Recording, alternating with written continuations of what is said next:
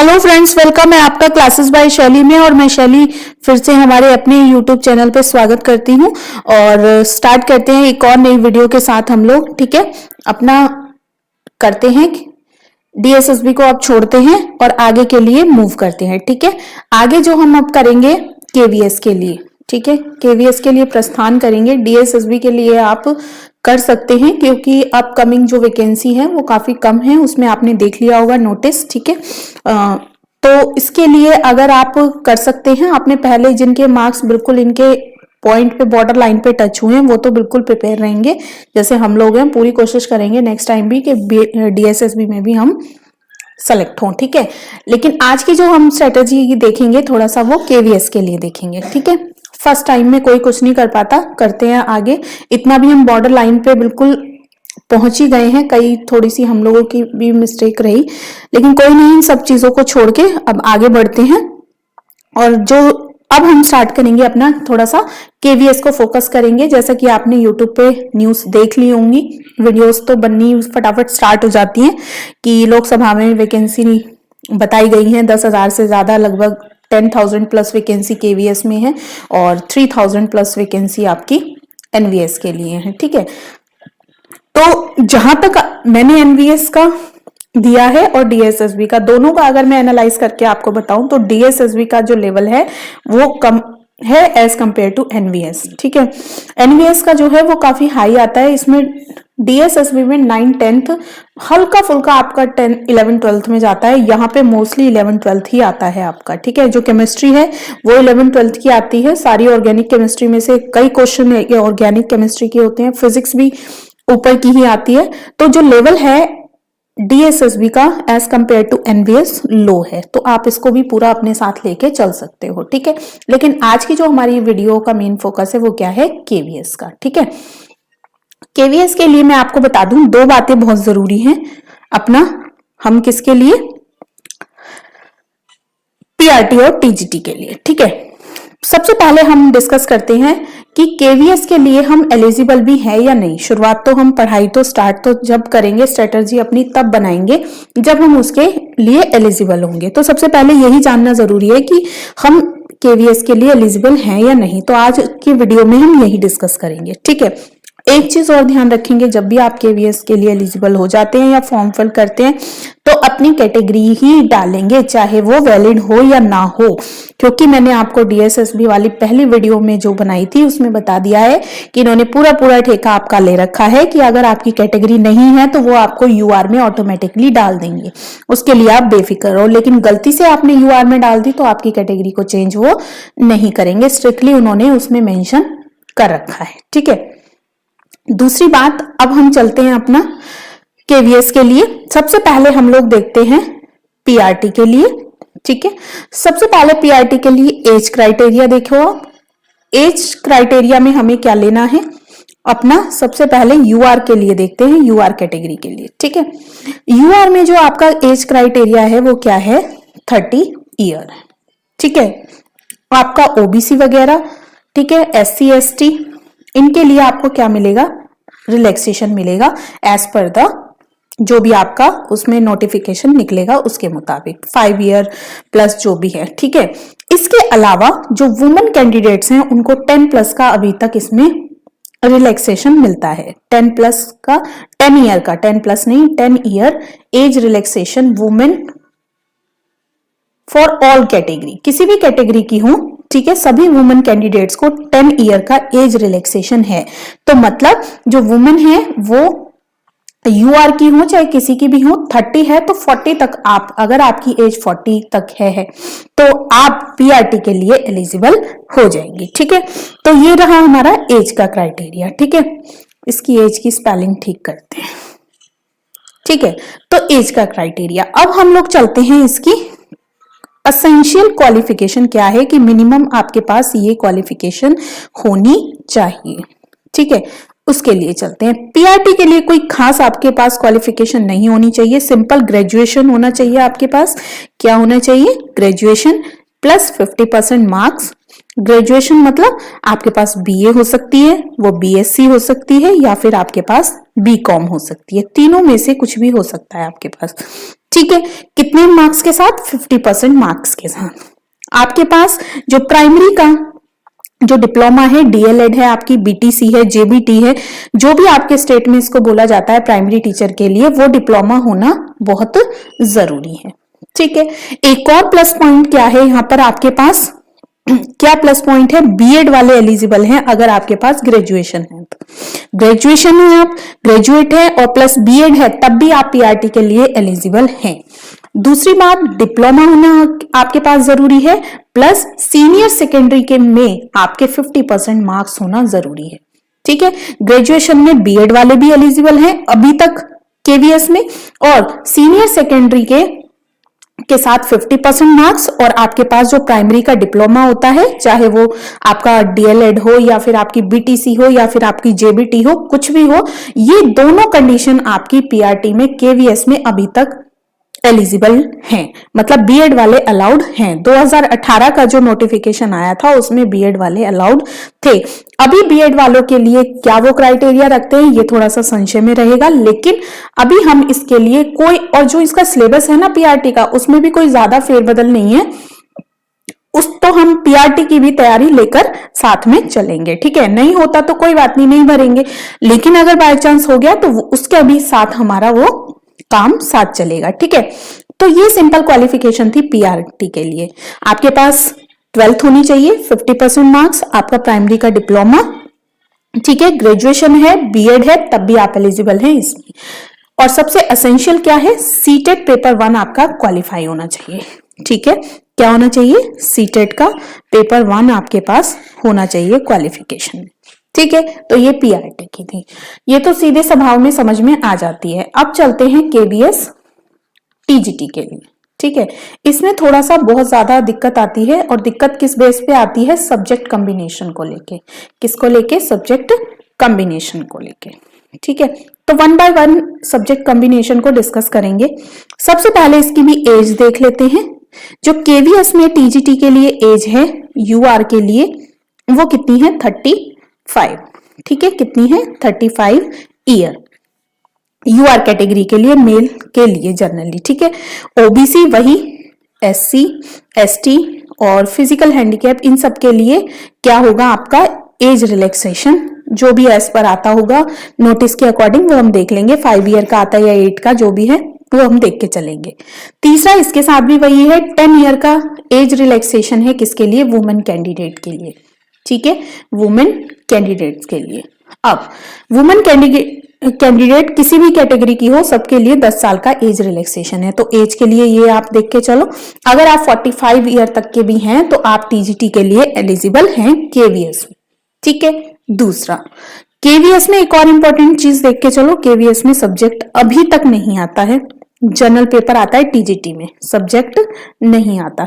ठीक है, अब चलते हैं सब्जेक्ट कॉम्बिनेशन के ऊपर। ठीक है, अपना सबसे जो मैटर करता है केवीएस में, हमारे सब्जेक्ट कॉम्बिनेशन। ठीक है, कई कैंडिडेट इसी वजह से रह जाते हैं कि उनका जो सब्जेक्ट कॉम्बिनेशन है वो मैच नहीं कर रहा है। ठीक है, तो देखो सबसे पहले हम लोग चलते हैं टीजीटी हिंदी के लिए। ठीक है, टीजीटी हिंदी में क्या होना चाहिए आपके पास?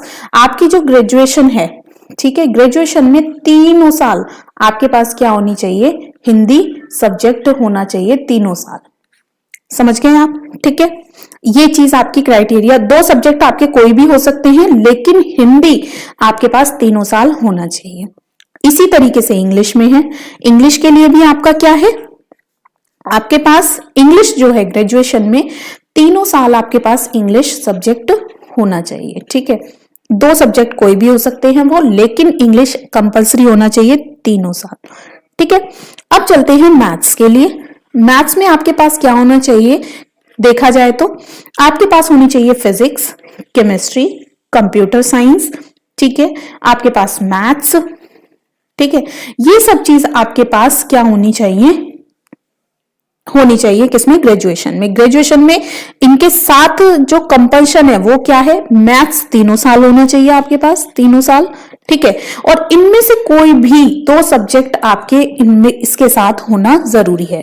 या तो आप फिजिक्स केमिस्ट्री मैथ हो आपके पास, या फिजिक्स कंप्यूटर साइंस मैथ हो आपके पास। ठीक है, या फिर केमिस्ट्री, कंप्यूटर साइंस, मैथ हो आपके पास, तो इनमें से कोई भी 2 सब्जेक्ट इन तीनों में से, और मैथ्स आपके पास 3 साल होना बहुत जरूरी है, तभी आप एलिजिबल हैं टीजीटी मैथ्स के लिए। ठीक है, ये चीज ध्यान में रखेंगे। अब चलते हैं हम लोग टीजीटी साइंस के लिए। साइंस के लिए क्या कॉम्बिनेशन है आपके पास, ग्रेजुएशन में क्या होनी चाहिए, बॉटनी होनी चाहिए, जोलॉजी होनी चाहिए आपके पास, ठीक है, और क्या होना चाहिए, केमिस्ट्री होनी चाहिए। ठीक है, ये चीज आपके पास होना बहुत जरूरी है, 3 साल ये सब्जेक्ट आपके पास होना चाहिए।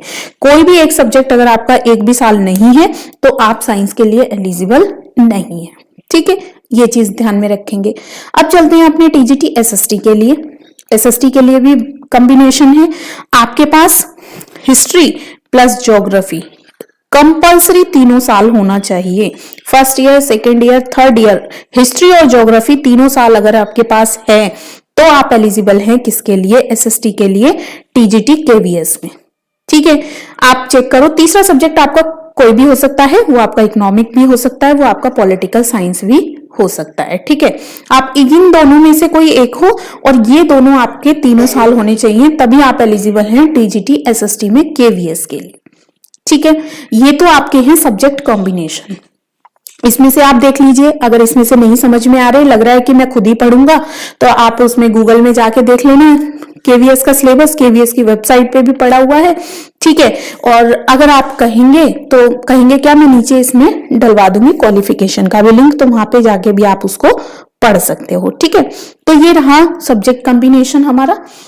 एज बताई दी मैंने आपको, 35 है। ठीक है, वुमेन के लिए 10 ईयर का एज रिलैक्सेशन है। अब चलते हैं अपने मार्क्स के ऊपर कि हमारे मार्क्स किस तरीके से, मार्क्स भी थोड़ा सा कंफ्यूज करते हैं टीजीटी में। ठीक है, पीआरटी में तो एग्रीगेट करके 50% मांगा हुआ है, लेकिन इसमें थोड़ा सा मार्क्स भी गड़बड़ करते हैं।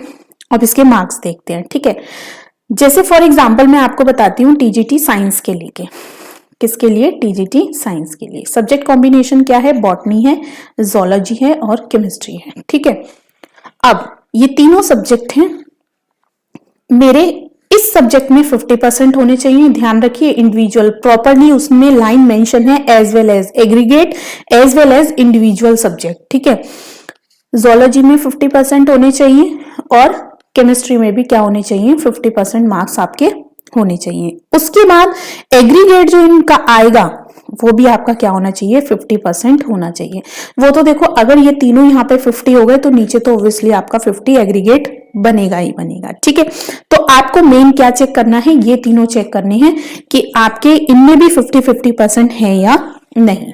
फर्स्ट ईयर में भी ऐसे ही चेक करने हैं, सेकेंड ईयर में भी तीनों के ऐसे ही चेक करने हैं पहले, और थर्ड ईयर में भी आपको इसी तरीके से चेक करने हैं। ठीक है, कई क्या करते हैं कि अपना फाइनल ईयर की उठाई, फाइनल ईयर में 50% चेक किए, या फिर फर्स्ट ईयर की उठा के चेक कर लिए, 50% आ गए एग्रीगेट के, सेकेंड ईयर का एग्रीगेट चेक कर लिया 50 और इसका थर्ड ईयर का, और फॉर्म फिल कर देते हैं। लेकिन आपके क्या होने चाहिए, इंडिविजुअल में भी 50-50% होने चाहिए। ये अभी तो आपका फॉर्म फिल हो जाएगा, कोई दिक्कत नहीं आएगी, लेकिन at the time of document verification में जब ये सब चीजें चेक की जाएंगी ना डॉक्यूमेंट वेरिफिकेशन में, वहां पे आपको बहुत ज्यादा दिक्कत होगी, और ये खुदा ना खास्ता कि आपको कोई भी मायूसी का सामना करना पड़े। ठीक है, तो इसी चीज को लेके अभी आप पहले लेके चलेंगे। ठीक है, ये गलती आप बिल्कुल भी नहीं करेंगे।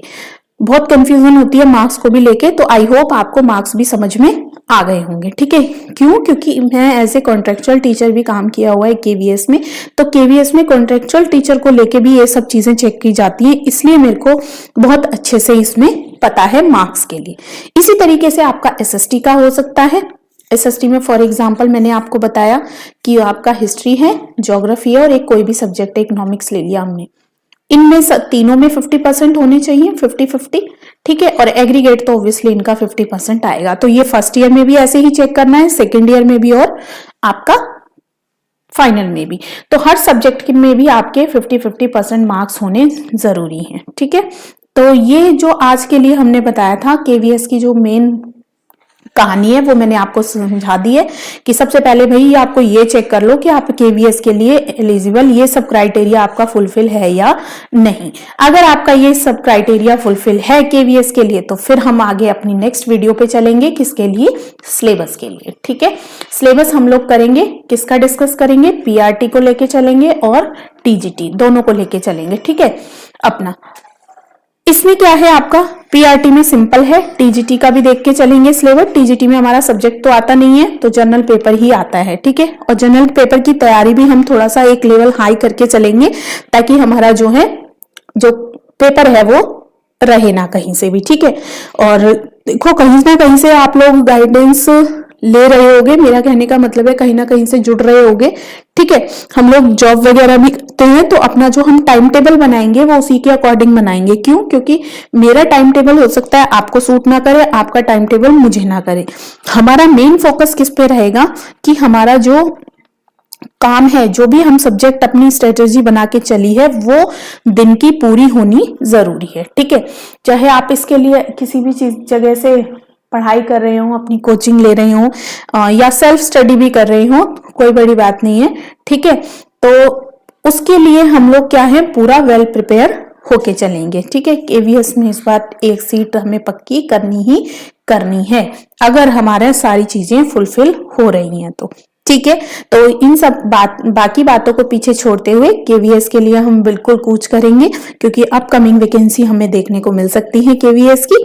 ठीक है, आने वाले साल में, तो उसके लिए हम अभी से अपना करके चलेंगे धीरे धीरे, ताकि जब तक एग्जाम आए तो हम आराम से बैठ के सिर्फ अपनी रिवीजन कर रहे हो, ये नहीं कि हबड़ तबड़ में अपना काम कंप्लीट करें। ठीक है, तो सिलेबस करेंगे हम डिस्कस नेक्स्ट वीडियो में। चैनल को सब्सक्राइब कर लेना, वीडियो अच्छी लग रही हो तो, और इसके बेल आइकन को प्रेस कर लेना ताकि वीडियो की नोटिफिकेशन मिलती रहे आपको, और हो सके तो और भी आपके साथ जो फ्रेंड्स वगैरह हैं उनको भी ज्यादा से ज्यादा जोड़ेंगे तो अच्छा लगेगा पढ़ाई करने में। साथ के साथ हम एक दूसरे के कॉम्पिटिटर कब बनेंगे, जब हम एग्जाम दे रहे होंगे। अभी फिलहाल हम सब क्या करेंगे, एक दूसरे के क्या करेंगे, हेल्पिंग हैंड बनेंगे। ठीक है, एक जना 10 काम करने की बजाय हम 10 जने मिलके एक एक काम करेंगे तो हमारे 10 काम अपने आप ही निबट जाएंगे। ठीक है, तो ये सब हमारा मोटो होना चाहिए। और चैनल को सब्सक्राइब करके वीडियो को शेयर करना। अगर कोई भी कंफ्यूजन है अपनी एज क्राइटेरिया को लेके, सब्जेक्ट कॉम्बिनेशन को लेके, तो आप कमेंट बॉक्स में कमेंट भी कर सकते हो। ठीक है, सिलेबस के लिए बनाती हूँ नेक्स्ट वीडियो, कमेंट बॉक्स में एक लिंक डाल दूंगी एलिजिबिलिटी क्राइटेरिया का, तो उसे देख के भी आप अपना चेक कर सकते हो। ठीक है, मिलते हैं नेक्स्ट वीडियो में, तब तक के लिए थैंक यू।